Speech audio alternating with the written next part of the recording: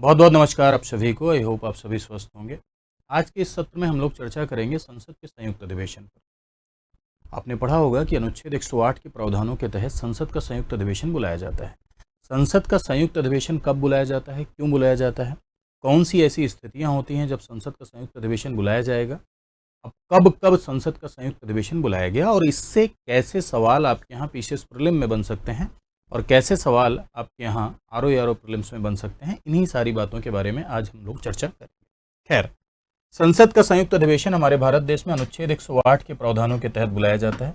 संसद का संयुक्त अधिवेशन का अर्थ ये होता है कि जब लोकसभा और राज्यसभा को एक साथ बुला लिया जाता है, लोकसभा और राज्यसभा को जब एक साथ बुला लिया जाता है तब इसी को हम संसद के संयुक्त अधिवेशन के नाम से जानते हैं। ध्यान रखने योग्य बात यह है कि लोकसभा और राज्यसभा को एक साथ हर परिस्थिति में नहीं बुलाया जा सकता। लोकसभा और राज्यसभा को एक साथ तभी बुलाया जा सकता है जब डेडलॉक की स्थिति उत्पन्न हो। डेडलॉक क्या होता है? डेडलॉक मीन्स गतिरोध।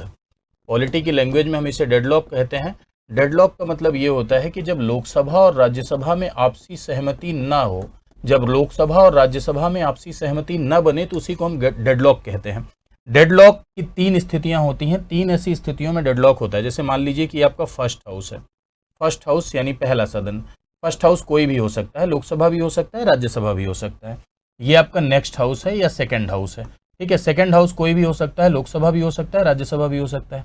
मान लीजिए कोई बिल अगर मान लो लोकसभा में आया है तो फिर दोबारा वो राज्यसभा में जाएगा, और राज्यसभा में आया है तो लोकसभा में जाएगा। तो फर्स्ट हाउस कोई भी हो सकता है, लोकसभा भी हो सकता है, राज्यसभा भी हो सकता है, नेक्स्ट हाउस भी लोकसभा राज्यसभा कोई भी हो सकता है। अब डेडलॉक की क्या क्या स्थितियां बनती हैं? जैसे मान लीजिए कि कोई विधेयक में कौन से ऐसे विधेयक हैं जिन पर डेडलॉक होता है, या कौन से ऐसे विधेयक हैं जिन पर ज्वाइंट सिटिंग बुलाई जाती है?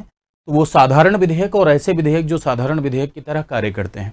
ध्यान रखिएगा कि संविधान संशोधन विधेयक और धन विधेयकों के लिए नहीं बुलाया जाता है। साधारण विधेयक और ऐसे विधेयक जो साधारण विधेयक की तरह कार्य करते हैं, जैसे वित्त विधेयक श्रेणी 1 और वित्त विधेयक श्रेणी 2, इसके लिए बुलाया जाएगा और साधारण विधेयक के लिए बुलाया जाएगा। धन विधेयक और संविधान संशोधन विधेयक ऐसे विधेयक होते हैं जिस पर संसद का संयुक्त अधिवेशन नहीं बुलाया जाता है। तो मान लीजिए विधेयक फर्स्ट हाउस में पारित हुआ, सेकंड हाउस ने क्या कर दिया? रिजेक्ट कर दिया, यानी सेकंड हाउस ने अस्वीकार कर दिया। अब ये डेडलॉक की स्थिति बनती है।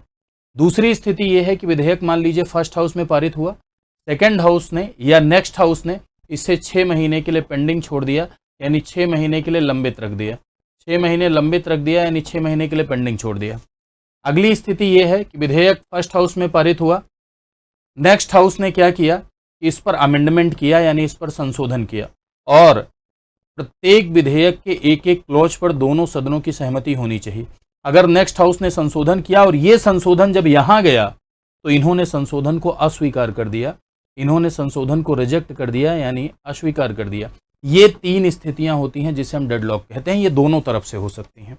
दोनों तरफ से हो सकती है मतलब जैसे यहाँ लोकसभा है तो यहाँ राज्यसभा हो सकता है, या यहाँ राज्यसभा है तो यहाँ लोकसभा हो सकता है। एक सदन एक्सेप्ट करे, दूसरा सदन रिजेक्ट कर दे।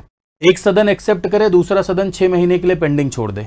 एक सदन एक्सेप्ट करे, दूसरा सदन अमेंड करे और उस अमेंडमेंट को पहला सदन रिजेक्ट कर दे। एक सदन स्वीकार करे, दूसरा अस्वीकार। एक स्वीकार करे, दूसरा 6 महीने के लिए पेंडिंग छोड़े। एक सदन स्वीकार करे, दूसरा संशोधन करे और फिर उस संशोधन को पहला सदन क्या कर दे? अस्वीकार कर दे। इसको हम डेडलॉक कहते हैं, यानी गतिरोध कहते हैं। और ये गतिरोध की तीन स्थितियां, कभी कभी ये तीन स्थितियां भी एग्जाम में पूछ ली जाती हैं। और गतिरोध की स्थिति में, जब गतिरोध की स्थिति उत्पन्न हो, यानी लोकसभा और राज्यसभा में गतिरोध की स्थिति उत्पन्न हो, तो ऐसे में आर्टिकल 108 सामने निकल कर आता है। और आर्टिकल 108 ऑफ द कॉन्स्टिट्यूशन कहता है कि संसद का संयुक्त अधिवेशन बुलाया जा सकता है, यानी गतिरोध की स्थिति में संसद का संयुक्त अधिवेशन बुलाया जा सकता है। संसद का संयुक्त अधिवेशन का अर्थ ये है कि लोकसभा और राज्यसभा दोनों को एक साथ बुला लिया जाएगा। ठीक है, कब बुलाया जाएगा? जब गतिरोध की स्थिति उत्पन्न होती है तब बुलाया जाता है। जरूरी नहीं है कि जितनी बार गतिरोध बने बुला ही लिया जाए, है ना, बुलाया जा सकता है। किसके द्वारा बुलाया जाएगा? तो संसद के संयुक्त अधिवेशन को समन करना, यानी आहूत करना, यानी बुलाने की शक्ति राष्ट्रपति के पास है। यह राष्ट्रपति की विधायी शक्ति होती है, राष्ट्रपति द्वारा बुलाया जाता है। हालांकि राष्ट्रपति अपने विवेक से नहीं आहूत करता, बल्कि मंत्रिपरिषद की सलाह पर बुलाता है। एक सवाल इसमें यह बहुत बनता है, संसद के संयुक्त अधिवेशन की अध्यक्षता कौन करता है, यानी चेयर कौन करता है? तो संसद के संयुक्त अधिवेशन की अध्यक्षता लोकसभा के अध्यक्ष के द्वारा की जाती है, यानी स्पीकर के द्वारा की जाती है। लोकसभा का अध्यक्ष अध्यक्षता करता है स्पीकर अध्यक्षता करता है, और अगर मान लीजिए स्पीकर नहीं है तो ऐसी स्थिति में डिप्टी स्पीकर यानी उपाध्यक्ष, लोकसभा का उपाध्यक्ष के द्वारा अध्यक्षता की जाएगी। लेकिन अगर मान लीजिए उपाध्यक्ष भी नहीं है, अगर अध्यक्ष नहीं है तो ऐसे में उपाध्यक्ष के द्वारा अध्यक्षता की जाएगी। लेकिन अगर मान लीजिए उपाध्यक्ष भी नहीं है तो राज्यसभा का वाइस चेयरमैन यानी राज्यसभा का उपसभापति। आपके मन में प्रश्न उठ रहा होगा कि सभापति क्यों नहीं? तो भाई सभापति राज्यसभा का सदस्य नहीं होता, वो सिर्फ राज्यसभा की को चेयर करता है, यानी सिर्फ राज्यसभा का सभापति होता है। तो सभापति क्यों जाएगा ज्वाइंट सिटिंग में? ज्वाइंट सिटिंग में सभापति जाएगा ही नहीं। ज्वाइंट सिटिंग में वो जाएंगे जो लोकसभा और राज्यसभा के सदस्य होंगे। तो ऐसे में अगर उपाध्यक्ष भी नहीं है तो राज्यसभा का उपसभापति, लेकिन अगर ये भी नहीं है तो कोई senior most person of the house का जो वरिष्ठ होगा उससे अध्यक्षता कराएंगे। फिर से सुनिएगा, संसद का संयुक्त अधिवेशन तब बुलाया जाएगा जब गतिरोध की स्थिति उत्पन्न हो। गतिरोध क्या है गतिरोध? ये हम लोगों ने पिछली स्लाइड में देखा कि गतिरोध है क्या। किसके द्वारा बुलाया जाएगा? आहूत किसके द्वारा किया जा रहा है? तो आहूत किया जा रहा है राष्ट्रपति के द्वारा।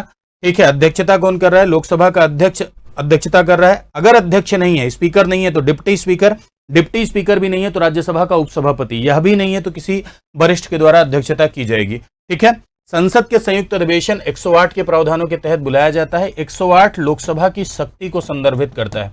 अगर आप लोकसभा की शक्तियों को पढ़ते हैं तो लोकसभा की सामान्यतः दो महत्वपूर्ण शक्तियां होती हैं।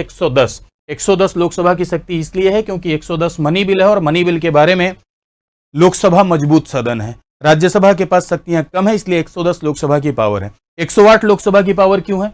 108 लोकसभा की पावर इसलिए है क्योंकि लोकसभा में संख्या ज्यादा है। लोकसभा में संख्या 543 और राज्यसभा में संख्या आप देखेंगे 245। तो ऐसे में दोनों को एक साथ बुलाया जाएगा तो कौन ज्यादा शक्तिशाली नजर आएगा? लोकसभा ज्यादा शक्तिशाली नजर आएगी क्योंकि लोकसभा की संख्या ज्यादा है। ठीक है, कब इसे बुलाया गया है? संसद के संयुक्त अधिवेशन को कब बुलाया गया है अब तक हमारे भारत देश में? तो अब तक हमारे भारत देश में 3 बार संसद के संयुक्त अधिवेशन को बुलाया गया। एक 1961 में, 1961 में जो विधेयक था दहेज निरोधक कानून। 1977 में एक विधेयक था बैंकिंग सेवा विधेयक, उसी को निरसित करने के लिए 1978 में बैंकिंग सेवा निरसन विधेयक। ठीक है, 2002 में पोटा आतंकवाद निवारण विधेयक। ठीक है, इसके लिए बुलाया गया है संसद का संयुक्त अधिवेशन यानी joint sitting of the parliament बुलाया गया है। ठीक है, सवाल यह है कि कौन कौन से विधेयकों के लिए बुलाया जा सकता है। तो कौन कौन से विधेयकों के लिए भैया बुलाया जा सकता है? तो देखिए, एक मैटर ऑफ बिल हमारे भारत देश में कौन कौन से होते हैं। तो एक तो होता है साधारण विधेयक, है ना। साधारण विधेयक ऐसे विधेयक होते हैं जो ना तो वित्त विधेयक है ना संविधान संशोधन विधेयक है। दूसरा वित्त विधेयक, जो वित्तीय मामलों से संबंधित विधेयक होते हैं वो वित्त विधेयक की श्रेणी में आते हैं। इसमें 3 प्रकार के विधेयक आप भारत में देखते हैं। एक अनुच्छेद 110 के प्रावधानों के तहत धन विधेयक, और 117 के प्रावधानों के तहत वित्त विधेयक श्रेणी 1 और वित्त विधेयक श्रेणी 2। वित्त विधेयक श्रेणी 1 यानी फाइनेंस बिल कैटेगरी 1, वित्त विधेयक श्रेणी 1, और दूसरा है आपका finance bill category 2, that means कि वित्त विधेयक श्रेणी 2। ठीक है, और तीसरा विधेयक होता है कॉन्स्टिट्यूशनल अमेंडमेंट बिल, जिसे आप कहते हैं संविधान संशोधन विधेयक। संविधान संशोधन विधेयक, दैट मीन्स कि कॉन्स्टिट्यूशनल अमेंडमेंट बिल। तो किसके लिए बुलाया जा सकता है? तो ध्यान से इस बात को समझिएगा कि साधारण विधेयक के लिए बुलाया जाएगा। जी हाँ, साधारण विधेयक के लिए संयुक्त अधिवेशन बुलाया जा सकता है। धन विधेयक के लिए बुलाया जा सकता है? नहीं। वित्त विधेयक श्रेणी 1 के लिए बुलाया जा सकता है? यस। वित्त विधेयक श्रेणी 2 के लिए बुलाया जा सकता है? यस। संविधान संशोधन विधेयक के लिए बुलाया जा सकता है? जी नहीं। तो धन विधेयक और संविधान संशोधन विधेयक के लिए संसद का संयुक्त अधिवेशन नहीं बुलाया जा सकता है, लेकिन साधारण विधेयक और वित्त विधेयक श्रेणी 1 और वित्त विधेयक श्रेणी 2 के लिए बुलाया जा सकता है। ठीक है, एक बार फिर से सारी बातें समझिएगा। अनुच्छेद 108 के तहत संसद का संयुक्त अधिवेशन बुलाया जाता है जब गतिरोध की स्थिति उत्पन्न हो, यानी लोकसभा राज्यसभा में आपसी सहमति न बने, तब बुलाया जाता है। साधारण विधेयक और ऐसे विधेयक जो साधारण विधेयक की तरह कार्य कर रहे हैं उनके लिए बुलाया जाता है, जैसे वित्त विधेयक श्रेणी 1, श्रेणी 2 और साधारण विधेयक। धन विधेयक और संविधान संशोधन विधेयक के लिए नहीं बुलाया जाएगा। संयुक्त अधिवेशन को बुलाता राष्ट्रपति है, यानी शमन राष्ट्रपति करता है मंत्रिपरिषद की सलाह पर। संयुक्त अधिवेशन की अध्यक्षता लोकसभा का अध्यक्ष यानी स्पीकर करता है। स्पीकर नहीं रहेगा तो डिप्टी स्पीकर करेगा। डिप्टी स्पीकर भी नहीं रहेगा तो vice chairman of the Rajya Sabha करेगा, यानी राज्यसभा का उपसभापति। वो भी नहीं रहेगा तो कोई सीनियर करेगा। ठीक है, संसद का संयुक्त अधिवेशन 3 बार मैंने आपको बताया कि कब कब संसद का संयुक्त अधिवेशन बुलाया गया है। तो इतनी बातें जो मैंने आपसे बताई फैक्चुअल डेटा है ये सारा का सारा। इससे सवाल आपके यहाँ प्रीलिम्स में बनते हैं, आरओ प्रीलिम्स में भी बन सकते हैं और पीसीएस प्रीलिम्स में भी सवाल बन सकते हैं।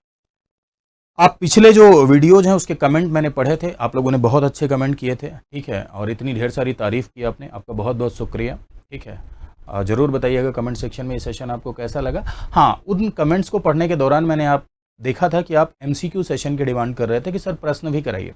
देखिए, प्रश्नों की श्रृंखला शुरू होगी, जल्दी ही शुरू होगी, अपना मैराथन सेशन जब चलने लगेगा तो शुरू हो जाएगा, ठीक है। सभी विषयों के जो विशेषज्ञ हैं वो मैराथन लेकर आएंगे। मेरा जो मैराथन है पॉलिटी पे लगभग 10-11 घंटे का, जिसमें प्रश्नों की श्रृंखला के साथ चर्चा होगी, कंप्लीट पॉलिटी कवर होगा, वो 24 तारीख को है ना, 24 जुलाई को है वो मैराथन, राइट। तो 24 जुलाई को एकदम कंप्लीट पॉलिटी का पूरा पोस्टमार्टम हो जाएगा, ठीक है। पूरी कंप्लीट जितने भी टॉपिक्स हैं सभी टॉपिक्स पर हम लोग चर्चा करेंगे, प्रश्नों की श्रृंखला के साथ चर्चा करेंगे, ठीक है। तो निश्चिंत रहें, MCQ सेशन भी कराए जाएंगे, जो भी हमसे हो सकता है वो सारा का सारा आपको कंटेंट प्रोवाइड किया जाएगा, जिससे आप एग्जाम को क्रैक कर सकें और समाज के विकास का माध्यम बन सकें। आज के लिए इतना ही। Thank you so much. खुश रहिए, स्वस्थ रहिए, आगे बढ़िए, जीवन में प्रगति करिए। नमस्कार।